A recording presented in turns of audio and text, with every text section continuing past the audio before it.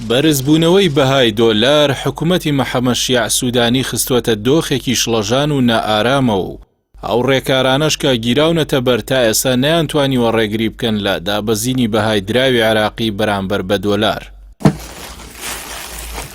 ئێستا سپیکردنەوەی پارە و گەندەڵی و بە قاچاغبردننی دۆلار وەک مۆتەکەیەک هەڕەشە لە عێراق دەکەن و مەترسی هەیە ڕوبەڕووی هەمان چارەنووسی لوبنان و سووریا و ئێران ببێتەوە ئەگەر چارەسەر نەکرێت. سەرەڕایەوەی لە ساڵی ڕابردوودا یەکێک بووە لە وڵاتانەی زۆرترین گەشەی ئابووری بەخۆوە بینیوە لە ئەنجامی بەرزبوونەوەی نرخی نەوت لە بازاڕەکانی جیهاندا.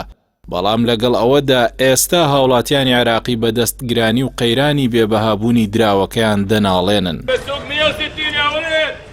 ئاژانسی ڕۆیتەرز لە راپۆرتێکدا ئاماژەی بە دروستبوونی شڵەژان لە شەقامی عێراقی کردووە و ئاشکرای کردووە لە ژێر فشاری واشنتۆن بۆ ڕێگریکردن لە چوونی دۆلار بۆ ئێران و کۆتایهێنان بە پرۆسەی سپیکردنەوەی پارە لە عێراق ڕۆژی شەممە سەرۆکوەزیرانی عێراق بە پشتیوانی هێزەکانی دژە تیرۆری عێراق هەڵمەتێکی دەست پێکردوە بۆ داخستن و دەستگیرکردنی ئەو نووسینگانەی بە قاچاغ دۆلار دەنێرن بۆ ئێران.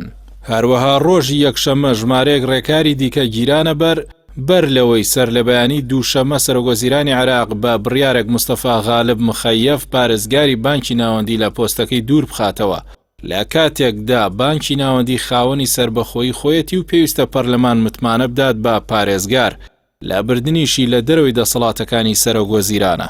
لەگەڵ هەموو ئەو هەنگاوانەشدا نەتوانراوە بەهای دراوی عێراقی بەرز بکرێتەوە و هۆشداریش دەدرێت ئەگەر لە بنەڕەتەوە کێشەی سپیکردنەوەی پارە و بە قاچاغبردنی دۆلار بۆ ئێران چارەسەر نەکرێت گورزی زیاتر بەردینار دەکەوێت. بە پێی زانیاریەکان تا ئێستا ڕۆژانە ملیۆنان دۆلار لە سنوورەکان و ئاودی و دەکرێن و بە سنوورەکانی هەرێمی کوردستانیشەوە.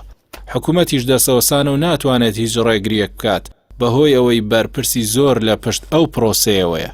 عەقیل فەتلاوی پەرلەمانتاری شیعەکان واشنتۆن تۆمەتبار دەکات بەوەی کە بەمەبەست حکوومەتی عێراقی ڕوبەڕووی ئەو دۆخە کردووەتەوە تا وەک چەکێکی سیاسی بەکاری بێنێت.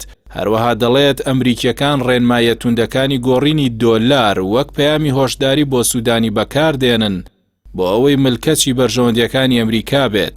پەیامەکەشی ئەوەیە ئەگەر دژمان بیت حکوومەتەکەت کۆتایی پێدێت. بەرداشی ئێران و ئەمریکا سەرۆکوەزیرانی ڕوبەڕووی ئەم دۆخەی ئێستا کردوێتەوە بە تایبەت کە ئەو لەلایەن گروپە شیعەکانی سەر بە ئێران دەست نیشان کراوە. بەڵام ئاراستەکە بە جۆرێکە کە لەگەڵ بەرژەوەندیەکانی ئەوان یەک ناگرێتەوە.